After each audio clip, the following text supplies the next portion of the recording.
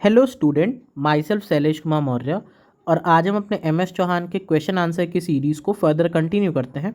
आज हम करेंगे आपके अल्काइल हैलाइड्स के लेवल 2 का क्वेश्चन फर्स्ट। अब देखिए, इस क्वेश्चन फर्स्ट में हमसे क्या पूछ रखा है। Nucleophilicity order in polar protic solvent is I minus greater than B R minus greater than C L minus greater than F minus. तो देखिए, ये जो चीज़ है, ये फर्स्ट स्टेटमेंट जो है वो हमारी गलत है। ऐसा क्यों? क्योंकि देखिए, जैसे फ्लोरीन माइनस है, ठीक है, तो इसका साइज थोड़ा सा छोटा है। वहीं पे अगर आयोडाइड है, आई माइनस है, तो उसका साइज क्या है, काफ़ी ज़्यादा बड़ा है। तो इसके ऊपर जो ओवरऑल निगेटिव चार्ज डेंसिटी है वो क्या है, काफ़ी ज़्यादा है। और इसके ऊपर वही जो निगेटिव चार्ज डेंसिटी है वो क्या है, काफ़ी कम है। तो अगर इसके ऊपर हाई चार्ज डेंसिटी है तो इसको क्या होगा, अगल बगल वाटर मॉलिक्यूल क्या होंगे, इस तरह से आके जो अगल बगल वाटर मॉलिक्यूल है वो कई ज़्यादा वाटर मॉलिक्यूल क्या होंगे, आके इस तरह से सराउंड कर लेंगे, मतलब क्या कर लेंगे, इसको सॉल्वेट कर देंगे। ठीक है, तो इसके अगल बगल काफ़ी ज़्यादा वाटर मॉलिक्यूल इस तरह से आके सराउंड कर लेंगे। वहीं इसके ऊपर निगेटिव चार्ज डेंसिटी कम है, तो इसका जो ओवरऑल सॉल्वेशन होगा, वो क्या होगा, काफ़ी कम होगा। ठीक है, अगर इस तरह से चीज़ें वर्क करेंगी तो ओवरऑल जब इसके चारों तरफ ज़्यादा वाटर मॉलिक्यूल हो जाएंगे तो क्या ये कहीं जाके अटैक करने लायक बचेगा क्या? नहीं, इसकी अटैकिंग पावर क्या हो जाएगी, ऑटोमेटिकली कम हो जाएगी। तो इसीलिए, क्योंकि ऑल्दो एफ माइनस स्ट्रॉन्ग था, आई माइनस थोड़ा वीक था, लेकिन फिर भी अगर आप देखोगे, अगर आप पोलर प्रोटिक सॉल्वेंट में बात करोगे तो सॉल्वेशन के इफेक्ट की वजह से एफ माइनस आपका वीकेस्ट हो जाएगा और आई माइनस आपका स्ट्रॉन्गेस्ट। तो अगर हम पोलर प्रोटिक में ऑर्डर बोले तो होना चाहिए एफ माइनस, फिर आना चाहिए सी एल माइनस, फिर आना चाहिए बी आर माइनस, देन आना चाहिए आई माइनस। ये करेक्ट ऑर्डर होना चाहिए। तो स्टेटमेंट 1 गलत है और स्टेटमेंट 2 में लिखा हुआ सॉल्वेशन वाली बात वो सही है। तो इसका करेक्ट आंसर क्या हो जाएगा, ऑप्शन डी हमारा क्या हो जाएगा, करेक्ट आंसर हो जाएगा। ठीक है, चलिए आइए नेक्स्ट क्वेश्चन की तरफ देखते हैं। नेक्स्ट क्वेश्चन ने पूछा है कि statement 1 CH3CH2Cl plus NaI that gives CH3CH2I plus NaCl, ये देता है। और दूसरे स्टेटमेंट में देखिए यहाँ पे क्या लिखा हुआ है, अगर मैं आपको दिखाऊं, सिंपली लिखा हुआ है कि acetone is a polar protic solvent. दिख रहा है आपको यहाँ पे क्या लिख दिया, पोलर प्रोटिक लिख दिया है। तो क्या एसीटोन पोलर प्रोटिक होता है? नहीं, एसीटोन तो पोलर ए प्रोटिक होता है। तो ये स्टेटमेंट जो 2 है वो तो ऐसे ही पहली लाइन पढ़ते ही समझ में आ रहा है वो गलत हो जाएगी, और पहली वाली स्टेटमेंट क्या हो जाएगी, सही हो जाएगी। तो स्टेटमेंट 1 इज़ ट्रू और स्टेटमेंट 2 इज़ फॉल्स हो जाएगा। तो इस हिसाब से इसका करेक्ट आंसर क्या होना चाहिए, ऑप्शन सी इसका करेक्ट होना चाहिए। लेकिन फिर भी ये जो स्टेटमेंट 2 है ना, ये काफ़ी इंपॉर्टेंट है, इसको मैं आपको एक बार समझा देता हूँ। देखिए एक बार ये स्टेटमेंट 2 कहना क्या चाहती है, यहाँ पे एक बार समझ लीजिए।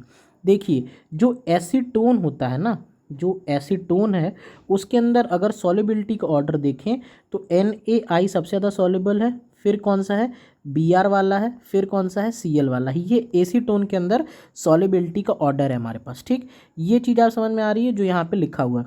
तो जैसे ही देखिए होता क्या है कि अब हमने क्या लिया था, कार्बन, कार्बन यहाँ पे Cl था, तो होता क्या है, I माइनस आता है, इसके कार्बन पे अटैक करता है और Cl यहाँ से लीव कर जाता है। तो ओवरऑल कंपाउंड क्या बनता है, कार्बन, कार्बन यहाँ पे क्या हो जाता है, आयोडीन, और यहाँ पे क्या निकल जाता है, NaCl आपका बाहर निकल जाता है। लेकिन आपको पता है कि जो NaCl है वो तो सॉल्युबल है ही नहीं, एसीटोन के अंदर सॉल्युबल ही नहीं है। तो अगर कोई चीज़ कहीं सॉल्युबल नहीं होती तो वो किसका फॉर्मेशन कर लेती है, प्रेसिपिटेट का फॉर्मेशन कर देती है।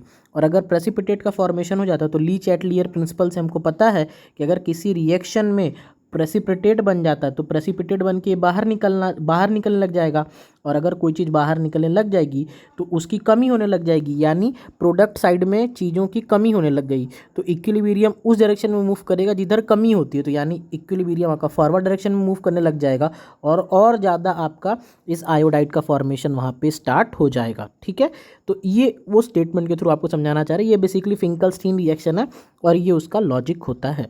ठीक है, होप करते हैं आपको बातें समझ में आ गई होंगी। ठीक है, आइए लास्ट क्वेश्चन कर लेते हैं। क्वेश्चन 3 कहता है encircle which ever of the following is true. तो देखिए ए प्रोटिक सॉल्वेंट बोल रखा है यहाँ पे,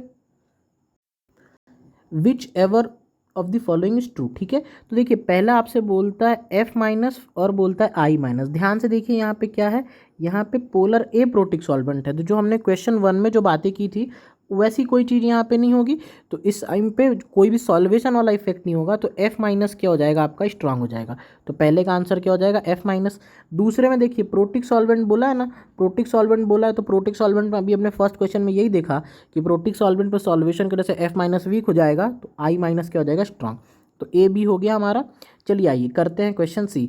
बोलता स्ट्रॉन्ग बेस, तो आपको एसिडिक स्ट्रेंथ पता है, HI आपका ज़्यादा अच्छा एसिड है इन कंपेरिजन टू HF। तो आपको पता है जितना स्ट्रॉन्ग एसिड उसका जो कॉन्जुगेट होता है उतना वीक। तो यानी सिंपल सी बात है कि F माइनस तब ज़्यादा स्ट्रॉन्ग बेस हो जाएगा in comparison to I minus. तो इसके में भी केस को टिक कर लेंगे, F माइनस को सर्कल अप कर लेंगे, ठीक है। आइए पहले एक बार ई वाला पार्ट कर लेते हैं। आपको पता है जो जितना ज़्यादा वीक बेस होता है उतना अच्छा लिविंग ग्रुप होता है। तो जो SO3 माइनस है ना, उसमें देखिए जब ये SO3 माइनस है तो इसका क्या है, इसका अनायन जो है इस तरह से काफ़ी ज़्यादा 3 इक्विवेलेंट RS बन रहे हैं, 3 इक्विवेलेंट रेजोनेटिंग स्ट्रक्चर बन जा रहे हैं, ठीक। जिसके 3 ERS बन जाएंगे तो ये निगेटिव चार्ज की डेंसिटी ही क्या हो जाएगी, काफ़ी ज़्यादा कम। लेकिन ये जो एसीटेट का अनायन है इसमें क्या बनेगा, इसमें बनेगा 2 इक्वल रेजोनेटिंग स्ट्रक्चर बनेंगे, जिसके वजह से इससे ये कम ख़राब बेस होगा। तो ओवरऑल अगर बेसिक स्ट्रेंथ हम कंपेयर करेंगे तो इसकी बेसिक स्ट्रेंथ ज़्यादा कम हो जाएगी, सॉरी यहाँ पे गलत बना दिया मैंने, इसकी बेसिक स्ट्रेंथ कम हो जाएगी, यानी बेसिक स्ट्रेंथ इस तरह से फॉलो करेगी। तो इसका मतलब क्या है कि ये जो है आपका ज़्यादा अच्छा क्या हो जाएगा, बेटर लिविंग ग्रुप हो जाएगा, क्योंकि weaker bases are good leaving group, ठीक है। अब एक लास्ट में डी ऑप्शन हम कर लेते हैं कि स्ट्रॉन्गर न्यूक्लियोफाइल को करना है। तो देखिए NH3 है तो उसमें इस तरह से एक लोन पेयर है, लेकिन वहीं पे NH2 जिसको हम हाइड्राजीन बोलते हैं उसमें स्टोरी कुछ इस तरह से, ठीक है।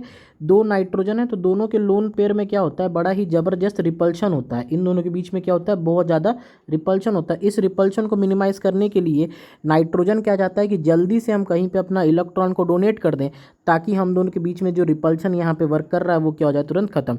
तो इस पर्टिकुलर रिपल्शन को मिनिमाइज करने के लिए क्या होता है, ये तुरंत डोनेट करना चाहता है, इसी वजह से क्या हो जाता है आपका हाइड्राजीन जो होता है वो ज़्यादा स्ट्रॉन्ग न्यूक्लियोफाइल हो जाता है। सेम केस हो सकता है H2O वर्सेस H2O2 में भी यही कहानी लगती है, इसमें भी H2O2 बिकॉज ऑफ रिपल्शन आपका क्या हो जाता है, H2O से ज़्यादा अच्छा हो जाता है, ठीक है। तो ये थे कुछ क्वेश्चन हमारे MS चौहान के। अगर आपको किसी और क्वेश्चन का वीडियो सोल्यूशन चाहिए तो चैनल को सब्सक्राइब करें और कमेंट सेक्शन में क्वेश्चन नंबर को मेंशन करें, उसका वीडियो सोल्यूशन आपको प्रोवाइड कराया जाएगा। So that's all for today and thank you for watching.